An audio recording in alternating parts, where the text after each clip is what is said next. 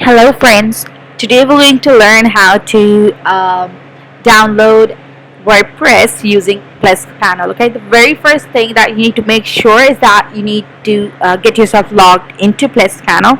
And if you don't know that, there's a description in the there's a link in the description that you would want to check out. Okay, so here's the main menu, and you see the application is the very third icon. You would want to press that out because it's loading up. Okay, so the very first option is the WordPress.